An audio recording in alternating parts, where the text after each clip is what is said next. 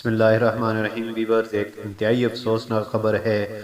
شیخ التفسیر والحدیث ولی زرولی صاحب آج انتقال فرما گئے ہیں۔ انا للہ و انا الیہ راجعون۔ وہ انڈس اسپتال میں زیر علاج تھے۔ اللہ تعالیٰ سے دعا ہے کہ اللہ تعالیٰ حضرت مفتی زرولی خان صاحب کی کامل مغفرت فرمائے، ان کے درجات کو بلند فرمائے اور جنت الفردوس میں اعلیٰ مقام عطا فرمائے۔ اللہ تعالیٰ لاحقین کو صبر جمیل عطا فرمائے۔ آپ جامعہ احسن العلوم کراچی کے شیخ الحدیث اور معتمم تھے۔